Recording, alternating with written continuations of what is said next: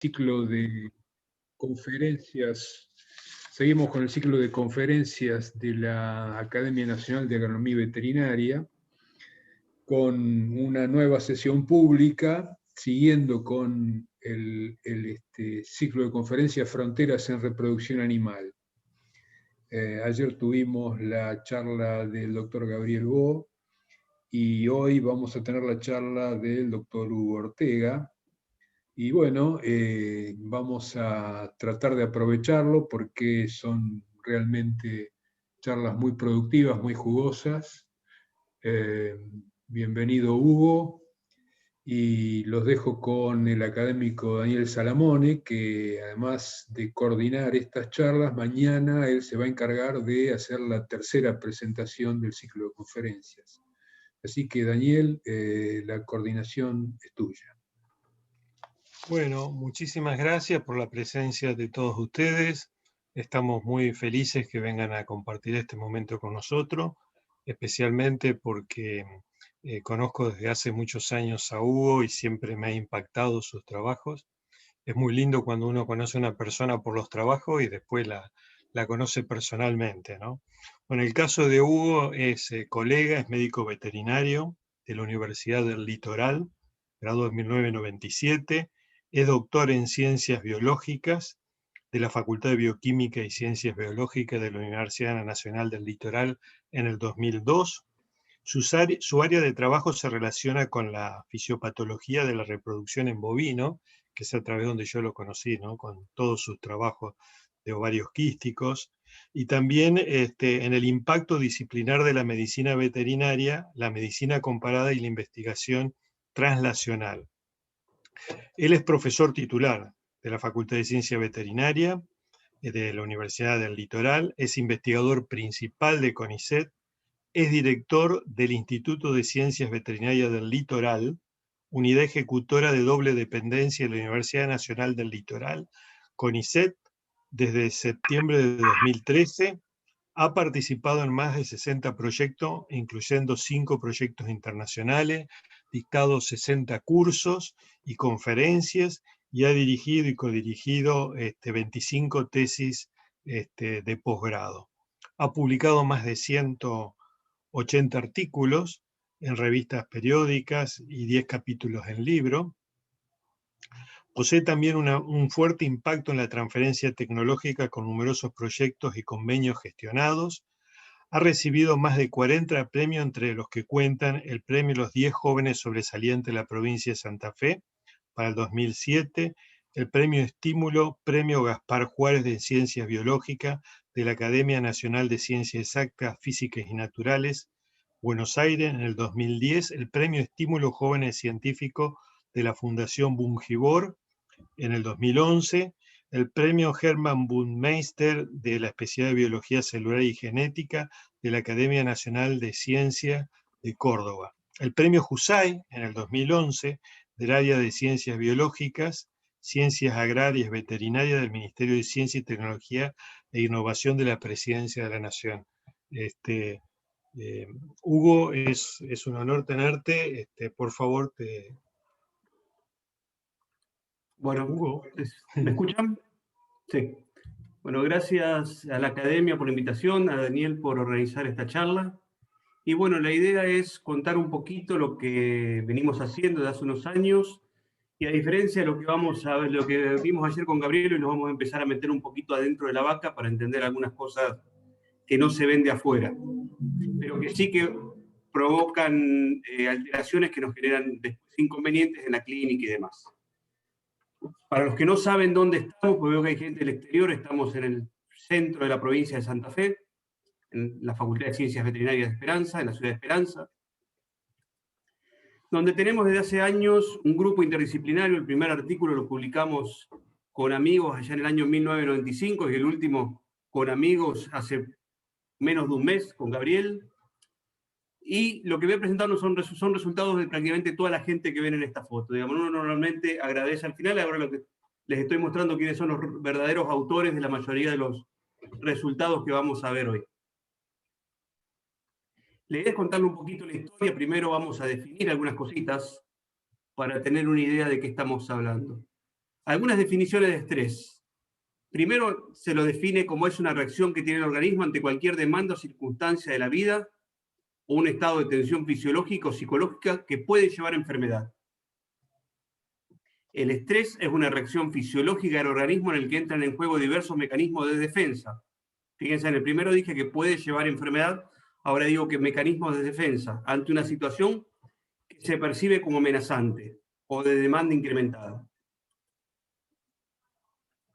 Y este creo que es el que más cierra y voy a tratar de convencerlos durante esta charla, que es que el estrés es una respuesta natural y necesaria para la supervivencia, a pesar de lo cual hoy se lo confunde con una enfermedad. Esta confusión se debe a que los mecanismos de defensa pueden acabar en algunos casos desencadenando problemas de salud. O a esos mecanismos de defensa nosotros como profesionales podemos verlos como un problema cuando en realidad el problema es otra cosa, que es lo que voy a tratar de verlo, sobre todo cuando estamos hablando de reproducción. Si hay alguna pregunta y la quieren ir dejando, la pueden dejar en los chats de cosas de Facebook, perdón, del Zoom o de YouTube, que lo estamos viendo. Entonces, ¿qué es un estresor? Un estresor es cualquier factor que actúa interna o externamente en el cual el organismo no puede adaptarse fácilmente y tiene que esforzarse para mantener su estado de homeostasis, o sea, su equilibrio y el equilibrio con el medio externo. Y acá vamos a hacer un poco de retrospectiva en reproducción a un viejo artículo de Royal del año 2000, donde se mostró cómo a través de los años la producción se incrementaba, pero claramente los índices reproductivos, preñeces al primer servicio, iban bajando. Si vemos acá está hasta el 2010, y si nos vamos al 2020, proyectamos, no llegamos a un 20% de preñez al primer servicio, pero hay tambos de alta producción que no están muy lejos de eso. Y si la producción ha llevado a los 8.000 kilos de leche por año. Entonces, ¿qué pasa? Durante muchos años, acá Gabriel se me va a enojar, la premisa fue la reproducción, la premisa fue la producción, pero muchas veces no se busca o no se buscó bien la causa de por qué las vacas no respondían como nosotros pretendemos, a pesar de que incentivamos la medida de manejo y demás. Me voy a adelantar algo que vamos a ver más adelante, pero como para que entendamos de qué hablamos cuando hablamos de estrés. Verano, no verano, hace tal vez 20 días, 30 días, acá, 27 grados, con 70% de humedad, que en Santa Fe les firmamos un cheque de garantía si nos dicen que vamos a tener una primavera y verano con solo el 70% de humedad, se lo agradecemos. Ya tenemos los animales en una zona que les genera estrés. Esto es parte de la tesis de Sebastián Reche, que creo que está entre el público, que la va a presentar este año, donde entre 2000 y 2013 se hizo un estudio y encontramos, después vamos a explicar para qué usamos estos datos, está publicado en Enterogenology este año, encontramos prácticamente 4 meses, casi 5 meses del año, 4 enteros, donde las vacas están en un nivel de estrés que lo podemos llegar a tratar de solucionar, como vamos a ver al final, pero la mayoría de las vacas en nuestra zona, tomando como referencia a Inter Rafael, para los que no son de Argentina, es la cuenca central, es el centro de la cuenca lechera santafesina, tal vez hasta hace unos años era la cuenca lechera más grande de Latinoamérica. Tenemos prácticamente 4 meses donde las vacas están en una situación de estrés, solamente pensando en lo que es temperatura y humedad. Después vamos a ver otros factores que los vamos a empezar a agregar de a poco. Fíjense este trabajo de Lucy de 2004, donde demostraba cómo los índices de concepción en Estados Unidos, cuanto más al sur veníamos, disminuían en las estaciones de verano. Y es algo que se da ¿por qué? Porque los diferentes tipos de estrés, ya sean metabólicos que vamos a ver o incluso el estacional como marca acá, afectan tanto la fisiología ovárica como aspectos generales. Lo vemos desde el punto de vista reproductivo, que en un ratito vamos a entrar más en detalle. Vamos a ver, por ejemplo, que tenemos el estrés nos va a producir, en algunos casos, balance energético negativo en animales a campo, principalmente porque disminuye la ingesta, un mayor gasto metabólico, sumado que nos va a alterar, que en eso nos vamos a meter de lleno, nos va a alterar muchísimos parámetros endocrinos. Pero de acá tenemos que diferenciar dos cosas. Lo que se está produciendo, por un lado, por problemas productivos y lo que es un mecanismo de protección que tiene la vaca.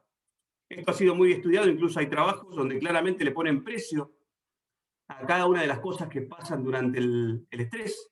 Mastitis, problema de salud, 2 euros por vaca por año, reducción de la producción lechera, disminución del índice de concepción. Y así un montón de otros parámetros que incluso en estos momentos tenemos nuevas líneas en el laboratorio, en el grupo, por ejemplo, estudios de estrés oxidativo y demás, que nos llevan ahí sí a enfermedades sistémicas, que es lo que vemos, una laminitis, una mastitis y demás, pero muchas veces son consecuencias de insistir en una situación que en lugar de frenar y tratar de solucionar, tratamos de incrementar. Y ya lo vamos a ver por qué.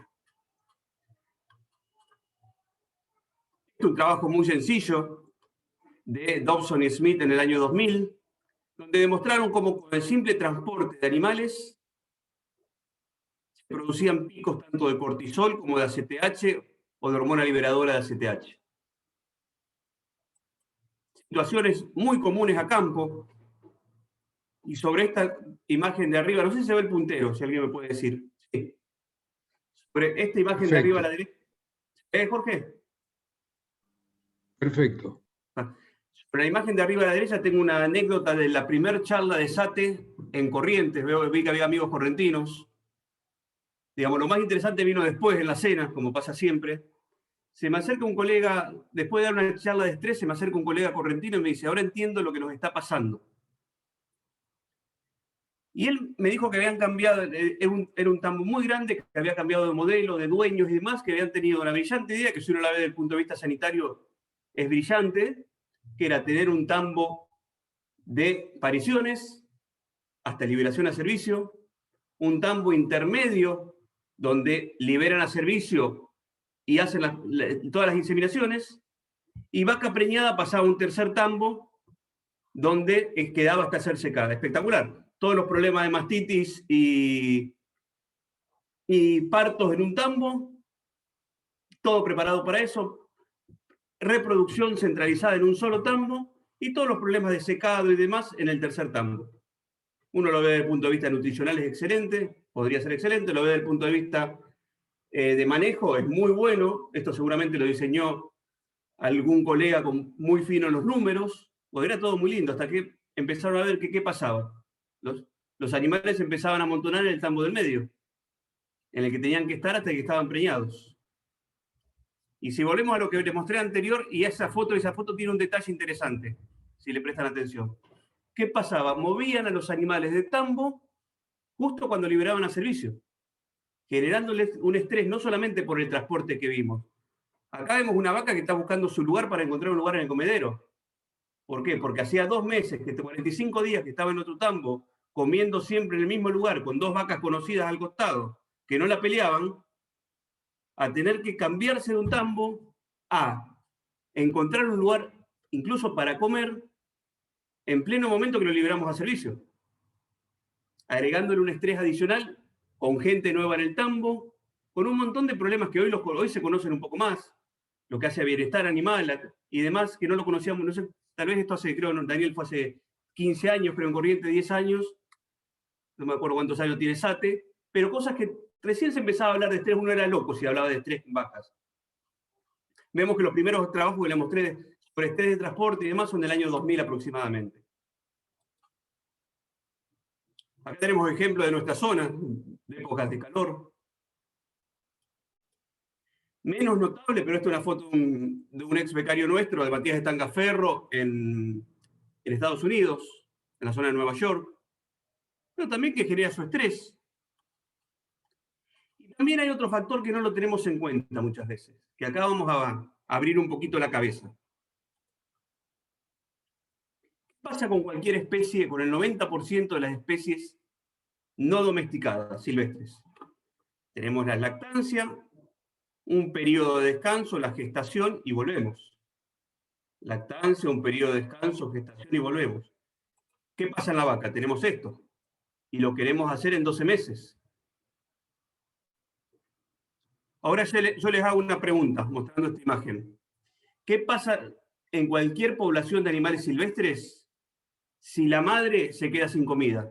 ¿Qué es lo primero que deja de dar? Deja de dar leche. Esto es lo feo de estar en virtualidad. Deja de dar leche. Primero seguramente deje de reproducirse. Si tiene que ciclar, no va a ciclar. Pasa incluso con humanos. Segundo, deja de dar leche, que se mueran las crías. Yo, evolutivamente, como madre, tengo que sobrevivir para que mi especie siga. Si hace falta, en roedores, por ejemplo, me voy a comer a mi cría, porque yo soy importante para que esta generación, para que esta especie siga, soy yo como futura madre. No son mis crías que tienen que desarrollarse en un ambiente en el que no hay comida. Y por último, incluso va a morir. Mueren. Pero, ¿qué pasa en la vaca? Damos vuelta a todo. Hay vacas que mueren en el tambo, pero siguen dando leche. Producto de la selección que se ha hecho. Es muy raro que una vaca, por desnutrida que esté en el tambo, deje de dar leche. Va a dar más o menos, pero va a seguir dando leche. Ya perdió ese mecanismo de protección. ¿Cuál le queda de los que nombré? Al menos le queda el mecanismo de decir, esperen un poquito, yo no me voy a volver a reproducir hasta que no me den de comer y no tenga un balance energético positivo, y sepa que si tengo otra cría, porque la ordeñadora para esa vaca es la cría, que si tengo otra cría no me va a volver a pasar esto. Porque apenas estoy sobreviviendo y tengo esta cría que me saca 20, 30, 40 litros de leche por día, y quieren que vuelva a quedar preñado para volver a pasar por esto. Entonces hay muchos mecanismos de protección que llevan a esto.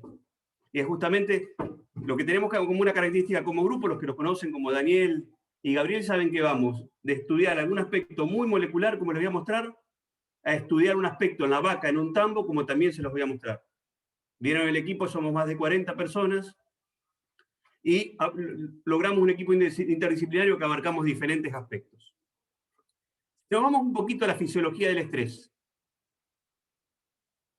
Todo proceso de estrés actúa principalmente a nivel central, estimulando la vía clásica, que es RH, ACTH, cortisol, liberación de cortisol en la adrenal, pero tiene un segundo efector que es la liberación de noradrenalina y adrenalina en diferentes órganos. Ahí no puse qué órgano. Y tenemos un problema en el estrés, que es un mecanismo de retroalimentación positiva, es uno de los pocos mecanismos que tenemos en el organismo que se retroalimenta positivamente y es muy difícil sacarlo de este círculo vicioso. Acá estoy mostrando una vía que, si recordamos la vía reproductiva, es muy parecido. Hipotálamo a nivel central, como receptor de estímulos y demás, hipófisis como mediocampista y el órgano periférico efector. Y con un mecanismo de retroalimentación, que en este caso no lo tenemos, como lo tenemos tan marcado en lo que hace a fisiología reproductiva. Pero ¿qué pasa? Ayer lo comentó Gabriel, que a nosotros nos gusta ver la película completa. Digamos, si hoy vemos una foto de cualquiera de estas dos películas, sabemos qué películas son.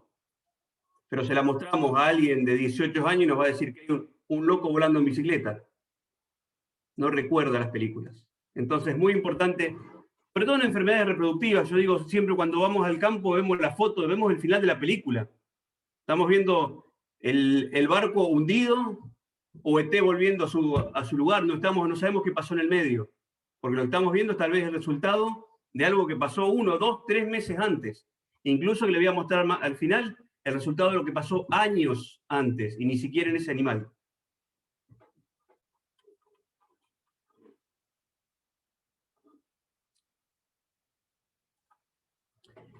Y acá comenzó un poquito la historia nuestra. Hasta pelo teníamos en esa época. Con algunos maestros que nos están enseñando cosas. Cuando pasamos, digamos, yo en mi primera línea comencé trabajando en fisiología ovárica cuando me radiqué de lleno en la facultad. Como siempre, lo que teníamos a nuestro alcance, modelos de enfermedad quística ovárica, de síndrome ovárico poliquístico, para ser más precisos, en rata. Y había un modelo muy interesante en rata que era con luz permanente. Entonces, cuando primer proyecto Pictos que obtengo, digo, bueno, voy a hacer lo mismo con vacas. Contento, metí las vacas con luz permanente, no sé una idea de lo que era. En esta época no había mucho movimiento en la facultad, la gente que nos avisaba se olvidaron la luz prendida, pobres animales, ¿para qué los tienen así? Porque era todo campo y un corral en el medio de la facultad con luz prendida. Habíamos tenido que ponerle lona, porque acá se ve claramente esta vaca como dormían mirando para afuera, porque buscaban la oscuridad. Y obtuvimos un resultado, lo publicamos en una revista nacional, porque no nos convencía. Habíamos tenido un resultado donde no veíamos cambios importantes en hormonas, sí en cortisol, pero en el ovario no veíamos algo que no lo interpretamos. Demoramos años en interpretarlo. Lo interpretamos cuando ya estaba publicado el artículo. ¿Qué era? Seguíamos un folículo, estaba por ovular, decíamos, acá viene el quiste, íbamos el otro día, el folículo no estaba más. Y empezaba a crecer otro folículo. Y llegaba dominante, ahí viene el quiste, y nada. Y no logramos desarrollar quistes. Este trabajo lo tuvimos, creo, guardado varios años, después en un momento que me invitaron de la academia, el doctor Luster, me acuerdo, no de la academia, de la sociedad, el doctor Federico Luster me invitó a publicar un trabajo y le mandamos este trabajo. Y no lo interpretamos, pero la interpretación se la voy a hacer más adelante. Le voy a contar el final de esto, lo vamos a entender un poquito más adelante, cuando lo entendimos nosotros. Estos son algunos de los movimientos que hemos hecho, siempre tratando de integrar en parte también la docencia, son cuando desarrollamos modelos en la facultad. Esto fue un modelo que no tiene que ver con estrés, pero fue un modelo de persistencia folicular, con el que demostramos que niveles subluteales de progesterona pueden desarrollar quiste y mostramos toda la dinámica. Se sabía al final, se sabía que sí que desarrollaban quiste, pero no cómo. Entonces hicimos toda la cinética de LH, FSH, pero no es esta charla simplemente para mostrar cómo tratamos de ver la película completa. Tratamos siempre, lo seguimos haciendo, integrar estudiantes. En algunos casos nos ha llevado cierto trabajo, pero lo hemos domesticado por las buenas o por las malas. Hemos tenido las dos formas, pero lo hemos logrado. No, siempre ha sido la colaboración y la participación que hemos tenido ha sido muy importante. Pero en paralelo a esta línea comenzamos a ver lo que pasaba con el estrés. Claramente se sabía que todos los factores que provocan estrés estimulan el eje hipotálamo y hipofisario adrenal, que ya se lo mostré.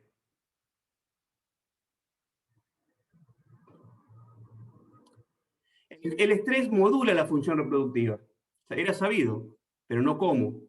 La hormona liberadora de ACTH modula la liberación de hormonas gonadotróficas. Y los corticoides, acá empezamos con lo primero, reducen este pico de retroalimentación positiva que es el gatillo que tenemos siempre en fisiología reproductiva para generar la ovulación.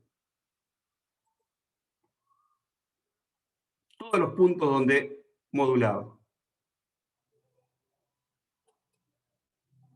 Acá tenemos un par de imágenes. Se venía estudiando. Fíjense, todos los trabajos que hablan de estrés son de alrededor del 2000 en adelante. Cuando se dijo, no, por antes el estrés era hablar de locura nomás. Uno hablar de que un animal estaba estresado era decir, bueno, ¿qué estamos diciendo? ¿Que el animal está nervioso? Tenemos un montón de blancos que había sobre el sistema nervioso central y órganos periféricos para hormonas relacionadas con el estrés.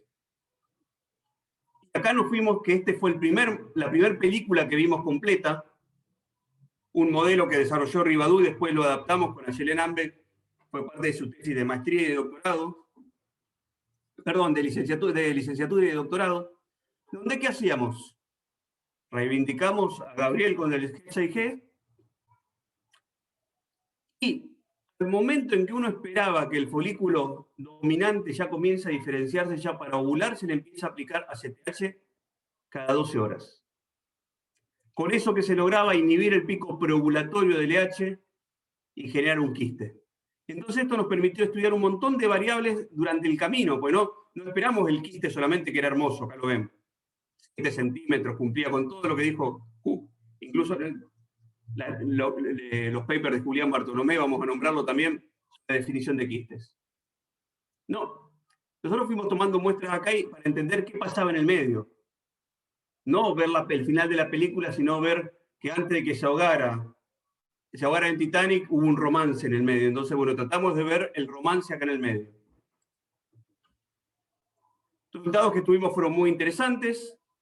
Resultados esperables, como cuál, por ejemplo. Acá arriba tenemos estradiol. ¿Qué pasaba en el quiste? El estradiol seguía subiendo, mientras que en el control, el folículo ovulaba, el estradiol bajaba. La progesterona el folículo quístico no ovulaba, no subía, en el control subía la progesterona. El cortisol se mantenía elevado durante todo el periodo, la testosterona comenzaba a elevarse, y acá nos permitió ver algo que normalmente era teórico, por ejemplo. Siempre se habla de que la conducta de las vacas cambia conforme evoluciona el quiste, porque se pierden células de la granulosa, la testosterona no puede aromatizarse y tenemos niveles de andrógenos que cambian la conducta. Bueno, acá lo vimos, no nos contaron, lo vimos a través del tiempo. Pero eso no es lo interesante que vimos. Estos fueron los valores, las mismas hormonas comparando suero y líquido folicular. Y acá fue donde se nos abrió la cabeza algo, que creo que fue una de las cosas más interesantes que ha producido el laboratorio. Yo creo que muchos no le prestarán atención, pero acá hay algo. La CTH generaba un pico de cortisol intrafolicular que no se veía, en los quistes espontáneos se veía, pero no era tan alto. Pero dijimos, ¿qué pasa si el folículo no segrega? El único lugar que segrega cortisol es la glándula adrenal, el libro de fisiología del segundo año de cualquier carrera. Es raro, dijimos esto. Entonces vayámonos a ver, como decimos siempre, nos fuimos más atrás. Porque este resultado nos llamó mucho la atención. Este trabajo fue publicado en Domestic Animal Endocrinology, en 2013. Nos fuimos a ver qué pasaba in vitro, en el mismo trabajo. Dijimos, bueno, tomemos parecita de folículos y de quiste, estimulémoslo. ¿Por qué? Porque es imposible que una estructura folicular concentre un esteroide, salvo que tenga una proteína ligadora, decíamos, como pasa con IGF, con algunas proteínas, con algunas hormonas peptídicas. Puede pasar por esteroides, pero normalmente son transportadoras, no son ligadoras o moduladoras tanto como pueden ser las de proteicas. Entonces hicimos lo mismo, pero adentro de una estufita de cultivo. Encontramos que los quistes respondían mucho más a la CTH, algo normal. Progesterona no encontramos diferencia, un folículo antral tenía más progesterona que un quiste, ya comenzaba a luteinizarse. Testosterona, encontramos que la CTH a concentraciones ya muy altas incrementaba un poco, pero seguramente arrastrada por otras cosas. Pero esto fue lo interesante. Encontramos en forma dosis dependiente que la CTH estimulaba la liberación de cortisol, hasta acá le decíamos liberación de cortisol, en células foliculares. Esto salió publicado, espectacular. Pero nos quedó picando algo. La CTH actúa a través de una propia melanocortina que actúa a través de los receptores de melanocortina. Nos vamos a la bibliografía y nos vamos a la PCR. ¿Dónde está descrito? Está descrito en médula espinal, el tipo 1, esto es hígado, vaso, médula espinal, linfocitos y adrenal. El receptor más importante, fíjense acá se ve, es el tipo 2, que es el receptor clásico de adrenal, el que induce liberación de cortisol. Era PCR convencional, en esa época no teníamos ni plata, ni en la cabeza se nos pasaba a hacer un real time. Hicimos aromatasa para demostrar que teníamos separadas las células de folículos pequeños, folículos antrales medianos, folículos antrales grandes, cuerpo lúteo y estroma ovárico. Un gen normalizador, enzimas específicas de cada capa para demostrar que estábamos mostrando pureza, y metimos todo en la sopa y en el termociclador. ¿Y qué pasó? Encontramos que principalmente en TK había receptores para CTH en niveles realmente significativos. O sea, que la pared folicular era un blanco para la CTH, para una hormona directamente relacionada con el estrés. Este fue nuestro primer trabajo en Telegenology, que renegamos con el revisor y con el editor, que creo que nos volvimos amigos del editor, y logramos después de 4 o 5 revisiones, incluso un rechazo total, volver a darlo vuelta y que el paper salga publicado. Son esas revistas donde uno cuando quiere publicar el primero, porque después sabe que es más sencillo. Bueno, teníamos como objetivo Telegenology, perdimos creo un año, pero agregamos ensayos, todo y lo demostramos. Y acá vamos a qué importancia podría tener esto. que no quedó acá. Básicamente se sabe, para hacer corto, que los glucocorticoides se modulan a través de dos enzimas que se llaman 11 beta-hidroxiesteroides hidrogenasa 1 y 2, que modulan en forma local a un glucocorticoide activo como el cortisol o inactivo como la cortisona.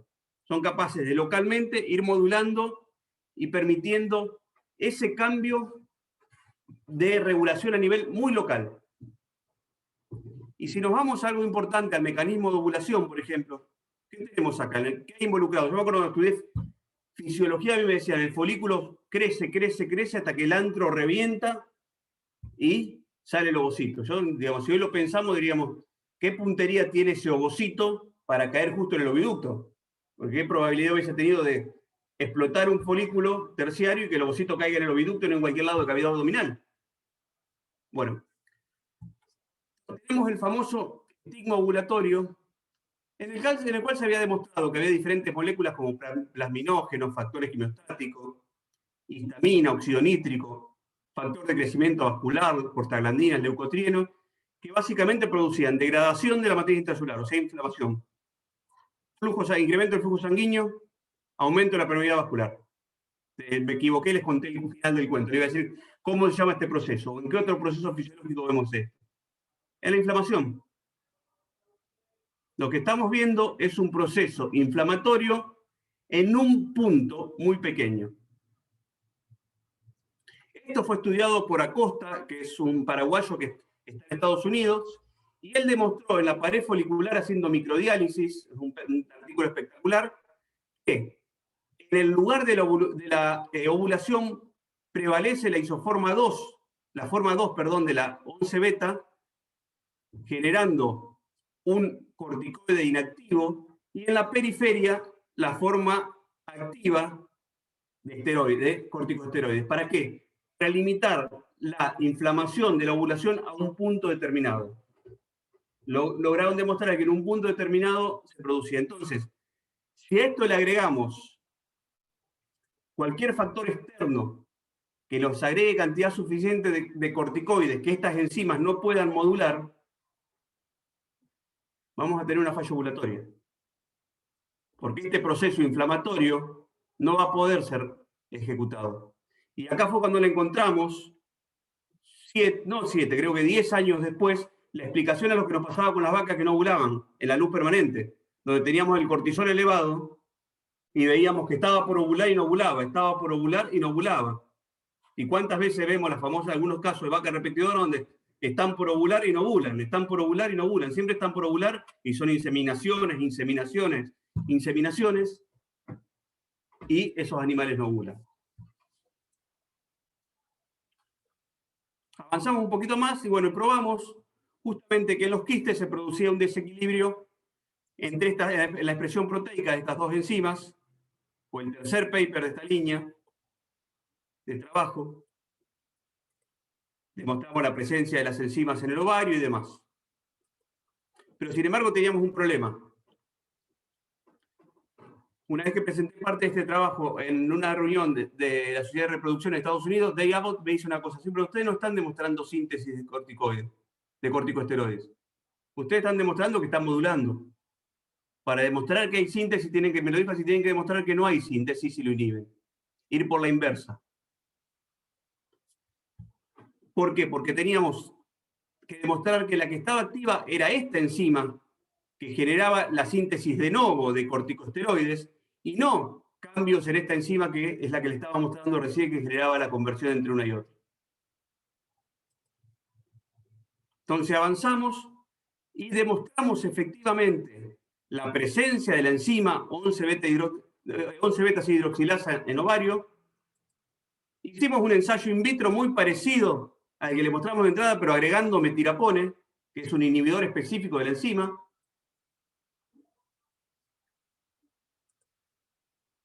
¿Y qué encontramos? Que la ACTH, por suerte, replicamos los resultados de nuestro trabajo de 4 años antes. Hubiese sido muy malo no encontrarlo, pero encontramos que la ACTH estimulaba la síntesis intrafolicular, liberación, hasta acá, intrafolicular de cortisol, Pero sin embargo encontramos, además de que estaba la enzima, que si le agregamos un inhibidor, ese nivel de cortisol disminuía en forma dosis dependiente. O sea que en el ovario tenemos receptores de ACTH y la pared folicular es capaz de sintetizar corticoides que son capaces de inhibir la ovulación. Y ahí podemos entender en parte un proceso que no lo podemos definir como enfermedad, es fisiológico, por eso lo que decía al principio. Un proceso como este, que es una parte del estrés, porque lo que vimos al principio es la cascada que desencadena el estrés, pero en el ovario, que pasa en cualquier animal sano, es un mecanismo de protección fisiológico. No es una enfermedad, no podemos definir como enfermedad un mecanismo que funciona normalmente y que está ahí para proteger al animal. Entonces, vamos a ir viendo más adelante, pero tenemos que quedar claro que esto es una consecuencia, estos problemas reproductivos que vemos son consecuencia de otra cosa y no son la enfermedad en sí. Bueno, demostramos, también trabajamos en la expresión local de receptor de glucocorticoides, o sea que también estaba el efector, un mecanismo de retroalimentación local, porque teníamos el receptor de los glucocorticoides activo y funcionando en la pared de los quistes folículos, de los quistes, tanto como de folículos normales. Y también en colaboración con un grupo de Chile, demostramos la liberación local de adrenalina a nivel ovárico. Local porque todo esto se hizo sobre pared folicular, in vitro, sin posibilidad de que sea una liberación de neuronas o desde otro órgano. Entonces, ahora vamos a entrar en la última parte, por lo menos de la historia nuestra como grupo. Había un montón de parámetros que se sabían que se afectaban por el estrés. Tasa de concepción, duración de lo que es estro, desarrollo folicular. Sin embargo, hace unos años comienzan las evidencias, se comienza a hablar de lo que es un efecto directo también sobre la cría que se está gestando. Donde el estrés puede generar en esta ternera alteraciones reproductivas en la adultez. ¿Por qué? Porque si nos vamos a lo que es todo el proceso de desarrollo, gran parte de la foliculogénesis, o básicamente en el bovino una parte de la foliculogénesis se produce durante el periodo prenatal, inclusive lo que es el desarrollo de los folículos primarios. Y se comenzó a hablar hace unos años, que se puso de moda, no lo podemos negar que fue una moda que está todavía, en parte, pero tuvo ya su pico, ahora se está buscando la utilidad, lo que es epigenética.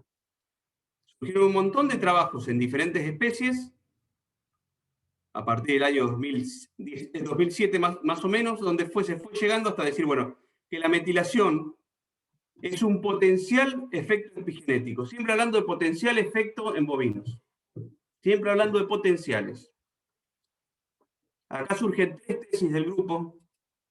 Os estoy mostrando la de Emilia Huber, con una revisión muy importante sobre estos mecanismos, donde claramente queda explicitado que hay mecanismos relacionados con el ambiente, el genotipo, el fenotipo, que pueden modular los patrones de expresión génica sin afectar la secuencia de ADN, y que esos cambios sean transgeneracionales. Básicamente a través de modificación de histonas, si volvemos a biología celular, o la metilación de ADN, provocando, por ejemplo, que un gen se mantenga totalmente inactivado en la vida adulta por más que lo estimulemos, como puede pasar en la metilación, o que se mantenga permanentemente activado y que no pueda ser regulado. Esto llevando a un efecto transgeneracional, del cual no había muchas pruebas. Sin embargo, comenzamos a tener evidencias en el grupo. Por ejemplo, este es parte de la tesis de Ulises Notaro, que rindió el año pasado la tesis, donde analizamos si el efecto del estrés, esos días de ITH que les mostré hoy, el gráfico, donde teníamos un claro estrés, bueno, buscamos animales que hayan sido gestados y buscamos los datos, fue bastante un trabajo muy minucioso de tratar de conseguir primero vacas que sepamos realmente la fecha de nacimiento, no que sean animales comprados, sino que sean animales producidos en los campos. Lo otro, que los podamos castrar, o sea, que sean vacas por descarte por alguna causa. Y fuimos recolectando a través de la tesis de Ulises, con mucho trabajo, logramos recolectarlo. Y, por ejemplo, se encontraron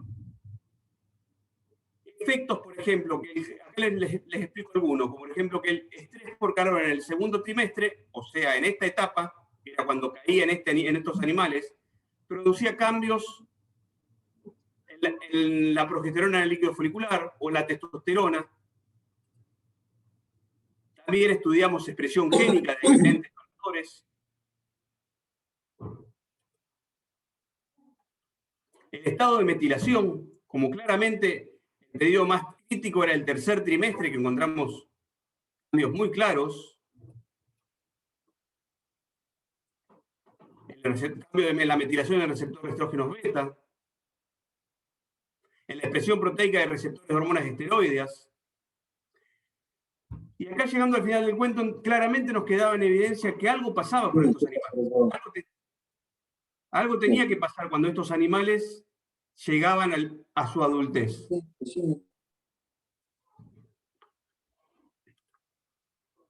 Y llegó a la tesis de Sebastián Reche, publicada este año, no hace mucho, en Pterygonology.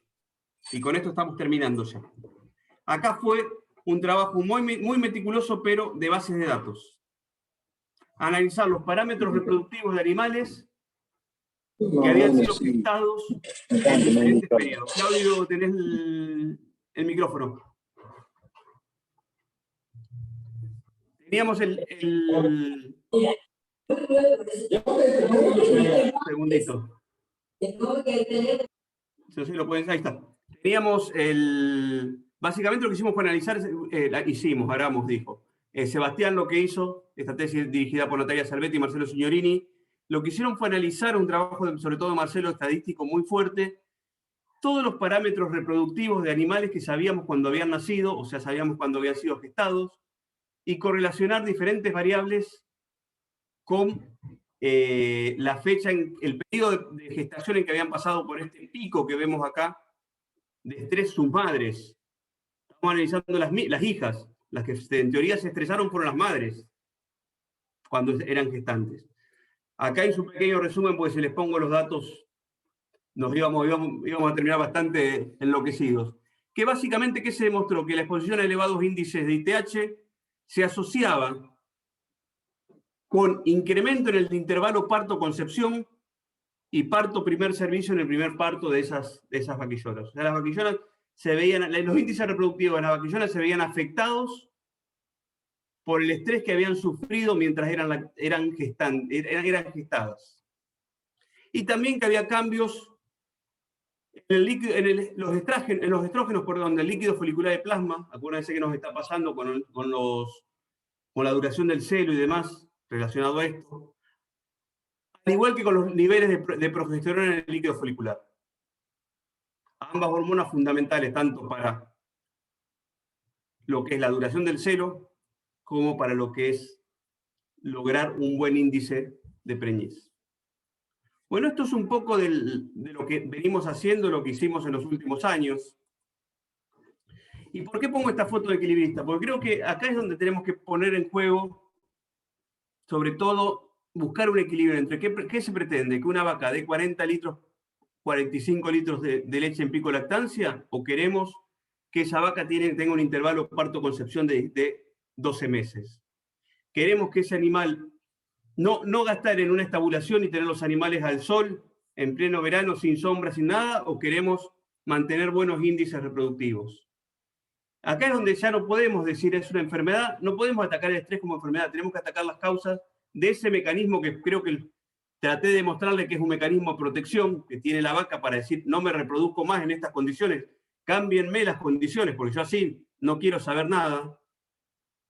Dame bien de comer, poneme sombra, esperá que pase el pico de lactancia, sacame los perros de adentro del tambo, no me cambies de potrero a cada rato, y después me voy a volver a reproducir cuando vea que estoy en paz. Creo que es el único mecanismo que al día de hoy le queda todavía de silvestre o de animal silvestre a las vacas, es tratar de frenar la reproducción.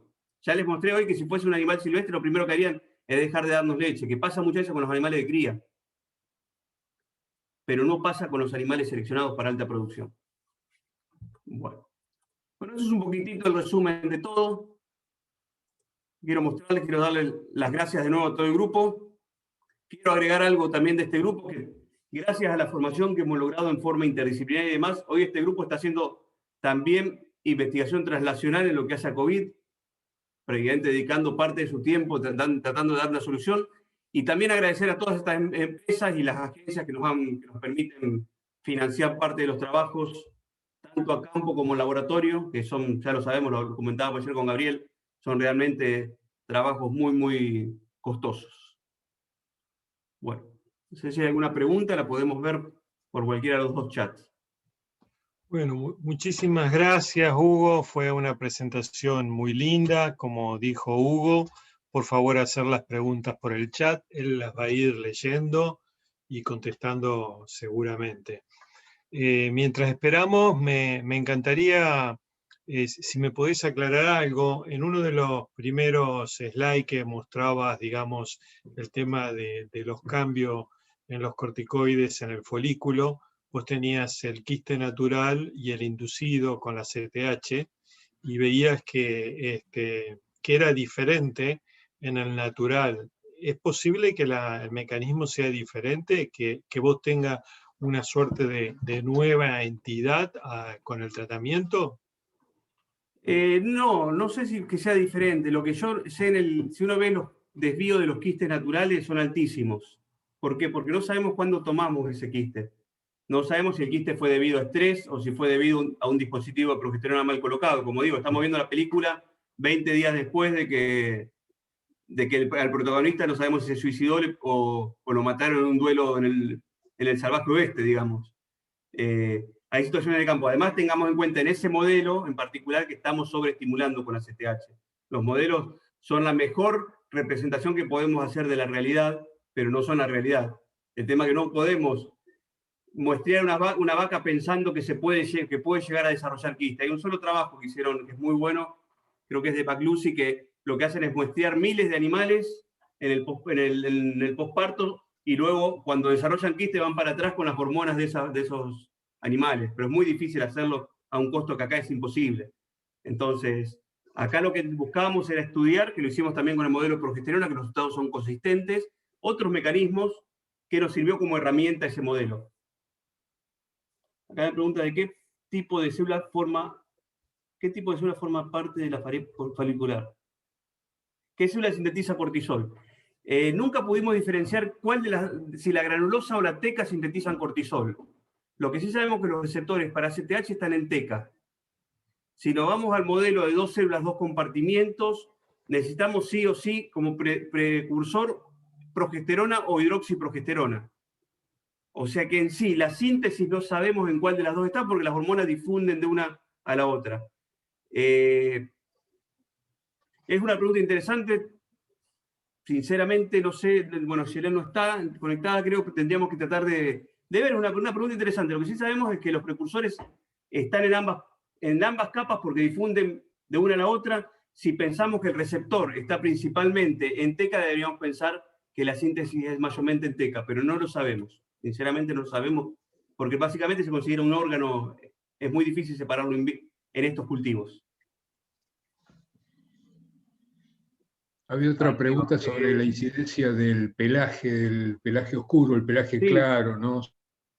No lo tenemos. Lo que hay que considerar es que los datos que nosotros mostramos no están relacionados a incidencia de sol, sino a valores de temperatura, humedad, independientemente la vaca esté a la sombra o al sol. Al sol estamos agregando otro factor más de estrés que, digamos, en condiciones de ITH alto, pues prácticamente letal, me parece que independientemente de qué pelaje tengan, pero está claro, sobre todo en cebuinos, no tengo experiencia, pero sí he leído artículos donde hay claramente un efecto de un mayor estrés en los animales que no tienen la piel oscura al menos. Sí, ahí el tema en los animales de carne creo que sobre todo cuando comparás cebuinos y taurinos, es un tema del color de la capa y el color del pelaje. Por ejemplo, la vaca cebuina tiene la piel negra,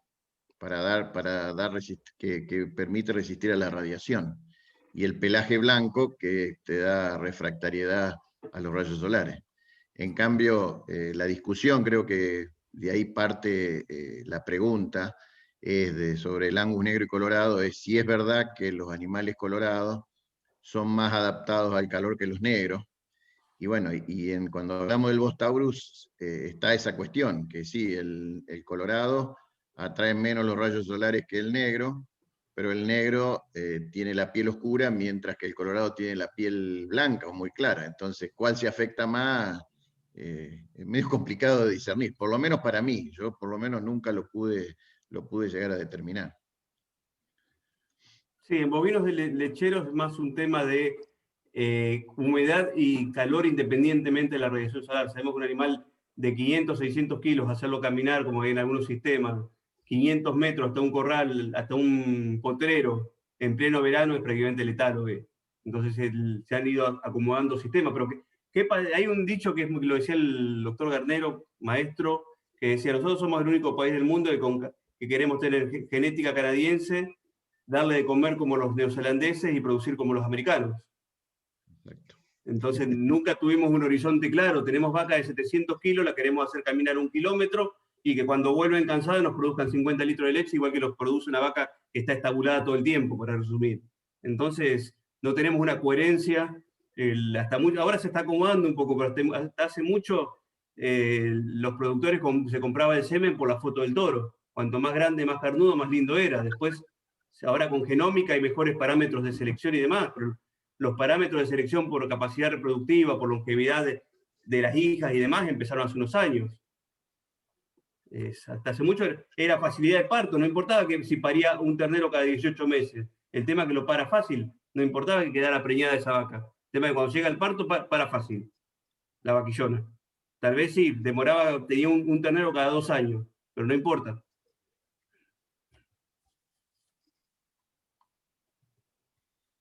En eso creo que pasa gran parte, que ha habido un cambio también en el asesoramiento profesional. Eso sí hay que reconocerlo, que hay una visión diferente desde el punto de vista profesional de cómo asesorar en la selección de reproductores, tanto por parte de las cabañas como de los productores, que empezando a funcionar más como sistema y no como tambo aislado, se dan cuenta de decir, bueno, me conviene más tener las vacas encerradas, que no caminen 500 metros, cortar el pasto y traérselo. Y cosas muy sencillas como esa, cuando tenemos una vaca de 700 kilos y pueden hacer la diferencia. Che, Hugo, yo tenía una pregunta con respecto a la progesterona intrafolicular. Muy bueno lo que demostraste del aumento de la testosterona, que es bastante rápido, pero la progesterona intrafolicular, ¿vos tenés idea más o menos de la secuencia de cuándo la progesterona intrafolicular empieza a jugar un rol importante? Porque, bueno, una de las cosas que se ven en las vacas quísticas es eso, que tienen 0,3, 0,5 Sí, nanogramos en las por vacas litro. quísticas comienza a bajar porque ya perdemos toda la utilización de granulosa. En lo que se veía en el ensayo de ACTH es que teníamos progesterona en los controles, porque es normal que haya niveles ya un poquito elevados en la vaca que comienza a utilizar antes de la ovulación. Mientras que en los animales donde colocábamos la ACTH, no, eso sí es un resultado llamativo, porque ya era como que la progesterona que se estaba sintetizando se derivaba a cortisol y no aparecía como progesterona como tal, porque si tomábamos eran 2 folículos preovulatorios iguales, sin embargo no tenía progesterona el que estábamos aplicando a CTH, porque seguramente esa progesterona estaba siendo convertida, apenas aparecía, en cortisol. Hay una cosa que no mencioné, pero justamente una vía de cortisol estimulada, donde estamos generando estímulos de cortisol, nosotros hemos encontrado en animales donde hacemos la cinética para probar las hormonas. Algunas veces por curiosos hemos medido hidroxiprogesterona y encontramos niveles luteales. O sea que la síntesis de cortisol arrastra también síntesis de progesterona y genera niveles de 0,4, 0,2, niveles que se considerarían subluteales y que nos estarían afectando indirectamente el ciclo. También una consecuencia del estrés, que no lo metí acá, pero niveles interesantes. Sí, y esos niveles, por lo menos lo que se ha visto en los últimos trabajos, donde se ha asociado los niveles de progesterona en el celo y la fertilidad, ya niveles de 0,3, 0,4, te afectan muy significativamente la fertilidad de esas vacas, ¿no? La tasa de preñez es mucho menor. Sí, yo no recuerdo los valores ahora, pero nosotros con valores menores a 1 logramos, generamos quistes en la tesis de Pablo Díaz, que no está conectado, logramos quistes con niveles menores a 1. Un modelo muy parecido al que les mostré hoy de ACTH, pero se hace con dispositivo de progesterona, donde también inhibimos la liberación preovulatoria de LH. Y los niveles no eran niveles que usás para una EATF, era medio dispositivo, eran niveles bajos y sin embargo ya alterábamos el ciclo. Exacto. Algunos comentarios que seguramente no quiere comentar. Es brillante exposición, muchas gracias, excelente conferencia, gracias por interesante charla. Había uno que decía algo así como que los jugadores de fútbol se van del país, gracias por quedarte. Así que muy lindo ese comentario, agradece.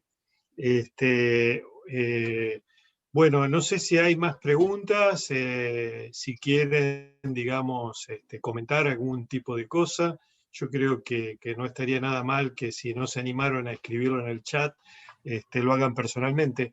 Por favor, si podés sacar, si vemos la gente. Sí, perdón. Eso habíamos quedado. Yo tengo una para ahí romper un poquito el hielo. Todavía en la academia, cuando se habla de las vacas quísticas y el síndrome quístico ovárico, se habla principalmente de una falla del feedback positivo del estradiol. Vos, en base a lo que nos está mostrando, está demostrando que la cuestión es mucho más compleja que esa. ¿Cómo quedaría esa definición clásica dentro de lo que vos estás viendo ahora? Sí, nosotros lo que venimos viendo es que no solamente está dado, estoy tratando de acomodar la pantalla para no seguir mirando para el costado. Ahí estamos. Ahí los veo de frente. Lo que venimos viendo es que un factor...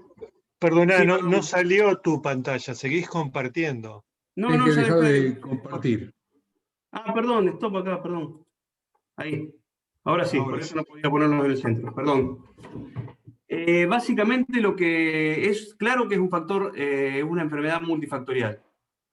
Tenés componente genético, tenés componente de hormonas metabólicas, sobre todo los quistes que se dan espontáneamente y que se consideran hasta fisiológicos en la primera ovulación, pero un componente muy importante, más que la alteración de los niveles de estradiol, es la alteración de los niveles de LH.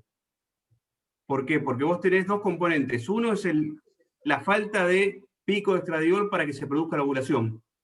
Sin embargo, tenés esos niveles intermedios de estradiol que te aumentan la frecuencia de LH. Y tenés un folículo dominante que se volvió dominante gracias a tener receptores de LH. Entonces tenés un folículo que le seguís dando, no ovuló y le seguís dando de comer, porque lo seguís estimulando. Tenés frenado todo lo que es inhibir y demás, entonces no tenés liberación de FSH, o sea, no va a aparecer otra onda folicular que lo corra y le diga andate que queremos crecer nosotros. Entonces es un mecanismo multifactorial que normalmente empieza con falla o en el mecanismo de retroalimentación positiva de estradiol, ejemplo clásico, vaca de alta producción, lugar de metabolismo normal de los esteroides en general, el hígado. Una vaca que está produciendo 20 litros come una cosa, una vaca que está produciendo 40 litros come el doble seguramente, no sé si va a llegar al doble, pero sí la tasa de pasaje hepático va a ser mucho mayor. En consecuencia, menores niveles de estrógeno circulante. En consecuencia, detección de estro más corta. Y si nos vamos al extremo, menor cantidad de estradiol que ni siquiera llega a hacer ese cortocircuito en la cabeza y generar la ovulación. Yo lo defino como un cortocircuito porque lo defino como un balde de agua que rebalsa y moja los cables que están abajo. Digamos, uno con tener un poquito de estradiol no alcanza, hace falta que rebalse. Por eso lo defino siempre como el balde, me parece una buena definición porque no sirve tener 10 baldes, hay que tener un balde que rebalse un poquito, con eso es suficiente para que haga el cortocircuito abajo. Pero yo tengo 3/4 balde o me falta medio litro, no importa, yo el balde no lo llené. Si yo no tengo nivel suficiente de estradiol, la vaca no va a ovular por más que esté ahí cerca. Y tenemos también inhibición niveles más abajo. Pero normalmente la inhibición principal está dada a nivel de mecanismo de retroalimentación positiva, tanto inhibido como por niveles insuficientes de estradiol. Y después, ya una vez que tenés el quiste presente, te altera totalmente el ovario. Perfecto. Muy interesante. Ya que está Gaby, me gustaría hacer una pregunta asociada a la especialidad de Gabriel, a una de las especialidades, y es, en una respuesta superovulatoria, digamos, especuló un poquito el tema del estrés, cómo podría impactar, Bueno. si existen estos mecanismos, ¿no? Yo creo que sí, y cada vez lo vemos más. Hay un trabajo muy viejo de un tipo que se llama Edwards, que hizo algo muy interesante, que fue superovular vacas y subirla arriba de un camión. Y las tuvo las vacas dando vuelta arriba del camión durante los 5 días que duró la superovulación. ¡No! Y la respuesta fue categóricamente inferior, mucho menor, con menos folículos que ovularon, o sea, menos folículos llegaron a la ovulación y una respuesta en cantidad de cuerpo lúteo y en calidad embrionaria menor. Y después hay otros trabajos también que han demostrado animales dóciles o más indóciles, algunos trabajos que han tratado de asociarlo con cortisol. Y hay un trabajo interesante de una italiana que trabajó con una raza italiana que se llama Marchigiana, que eran vaquillonas y es una raza que aparentemente, bueno, Fito va a poder explicar bien, mucho mejor que yo esto, pero bueno, algo tienen las razas italianas que se estresan bastante, muy parecido a lo que pasa con la cebú.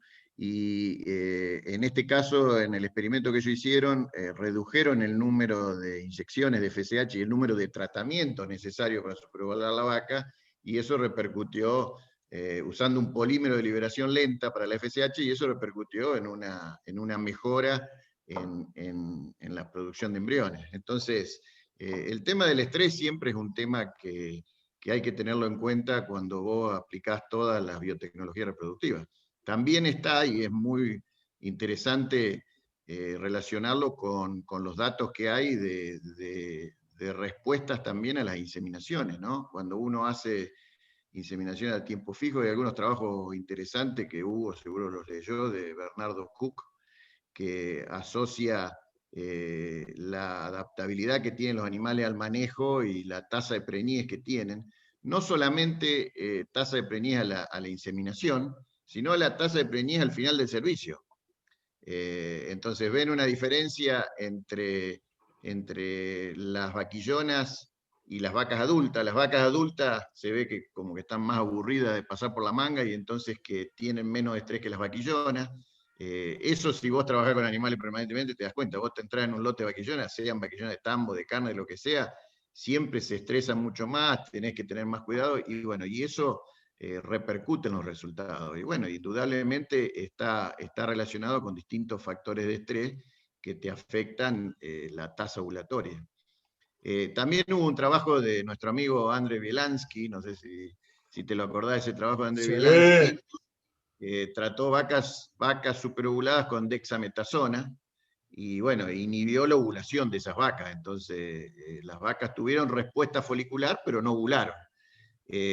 ¿Qué ves vos con esas vacas que no ovulan? No siempre van a generar quistes. Muchas veces te pasa con esas vacas que no ovulan, que el día que vos tenés que inseminarla, hacer ecografía y te encontrás con una gran cantidad de folículos, falla la ovulación, no hay ovulación, y en lugar de formarse el quiste, esos folículos para el día de la colecta, que son 7 días después, regresan. Entonces el día de la colecta vos decís, esta vaca no respondió, y empezás a lucubrar que tiene una baja población folicular, que no respondió a la FSH y demás, y a lo mejor fue una condición de estrés que evitó que esa vaca ovulara, y como vos no estás haciéndole ecografía permanentemente a la vaca, te perdiste la película, para volver a hablar de lo que dijimos. Es lo que nos pasaba a nosotros con la luz, Gabriel.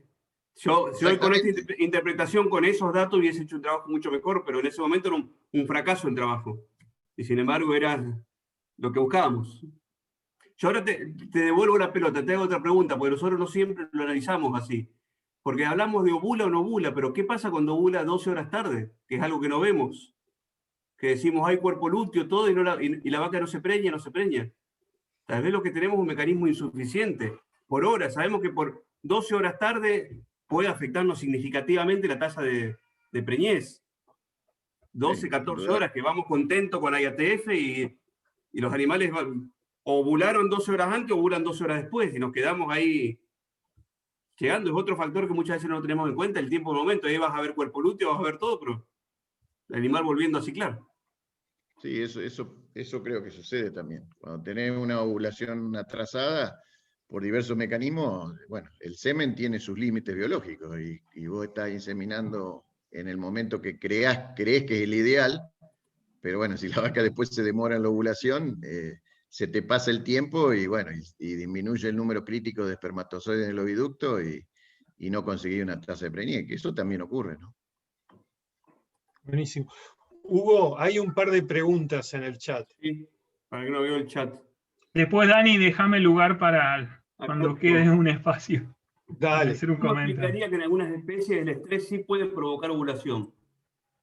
Por ejemplo, en felinos, que el estrés lo que garantizaría la ovulación de las hembras. ¿Es posible que haya diferencia entre estrés agudo y crónico?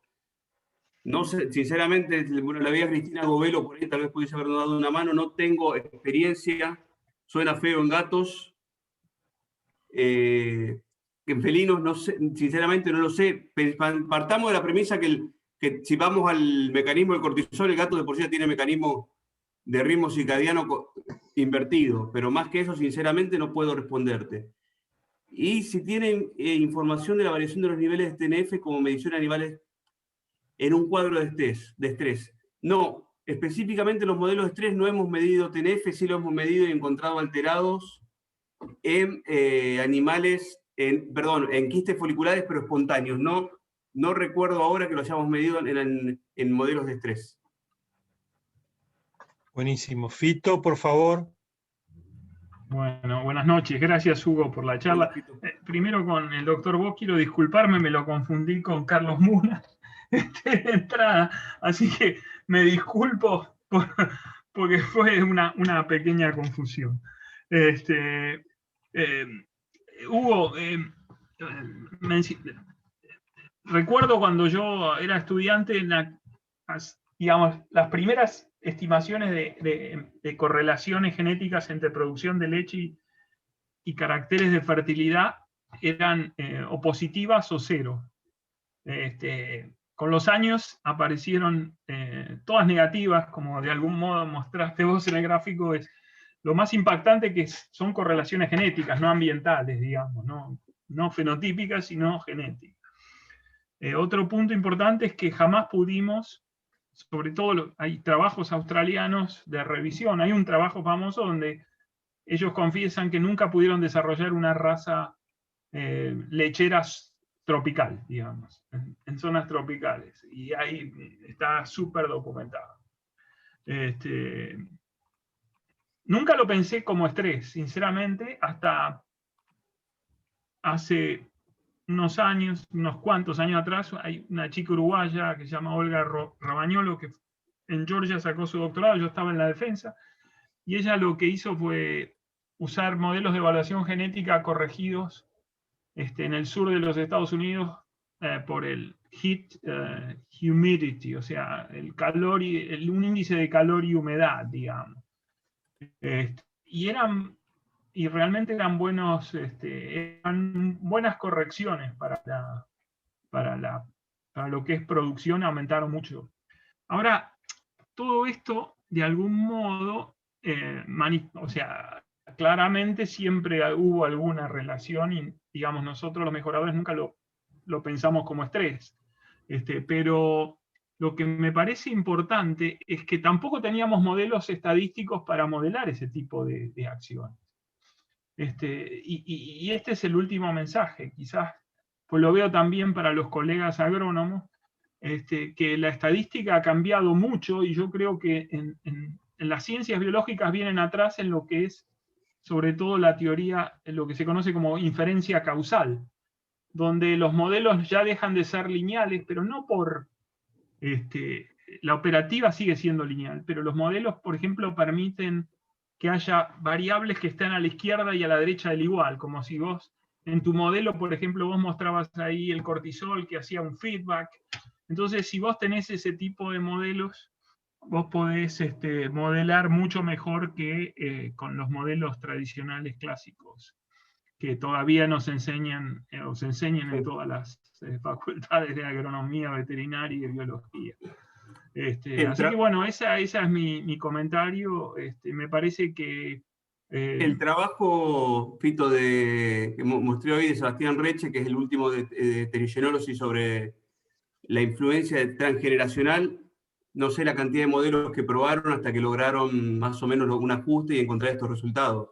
Realmente fue un trabajo más de modelado, estadístico, que para lograr interpretar, porque era una cantidad de variables, una cantidad de datos, planilla de 12.000 filas, para empezar Pero a filtrar conociéndolo a Marcelo, me animales. imagino que deben ser modelos lineales. Pero bueno, no, independientemente de eso, por lo menos les quiero dejar eso en la cabeza porque es como una curiosidad para pedir a los estadísticos que a veces cambien un poco los argumentos y necesitamos ese tipo de modelos. Acá me está auxiliando la autora, Yelena Ambeck, me mandó un WhatsApp que por la pregunta sobre dónde sintetizaba cortisol, la enzima está por publicarse en Terios y todo va bien. La enzima está tanto en granulosa como en teca, con los mismos niveles de expresión en los dos compartimientos, la CIP11 beta. Justo tenemos el auxilio, ahora bajé la pantalla de la otra y me apareció acá. Si me permitís, Danielito, un comentario, yo lo que quería es resaltar el trabajo hecho por Hugo en estos años, que ya no son pocos. Es decir, haber mantenido el nivel durante todo este tiempo, haber logrado formar, mantener y robustecer un equipo de trabajo y mantener la calidad de la investigación es algo que en nuestro país, y más en las actuales circunstancias, y los que tenemos muchos años de docencia y de investigación sabemos lo que es y lo que es el deterioro, lo que es como el nivel general ha ido bajando. A mí me parece que es una cosa importantísima que hay que resaltar, así que en la academia estamos orgullosos de tenerte acá. Bueno, te dejo. Gracias por la invitación, Jorge. Y gracias a Daniel. Y queda todavía estudiar, Daniel, todo esto transgeneracional y demás en ovocitos. Yo te la dejo picando para mañana. Genial, genial. Bueno, un gusto. Gracias a todo el mundo por haber participado. Un privilegio. Los esperamos mañana. Ha ido cambiando. No sé si los que se anotaron por la academia tendrán el link. Si no, por favor escríbanle a Karina o contáctense conmigo, yo se los paso. Los podría pasar ahora, creo. Por el chat, sí, por el chat. Sí, Karina, ¿podés pasar por el chat el YouTube y el Zoom? Sí, enseguida lo paso. Bueno, y muchas gracias por participar, muchas gracias por preguntar y los esperamos. Bueno, gracias a todos por la invitación y por la participación. Chao, chao. Gracias.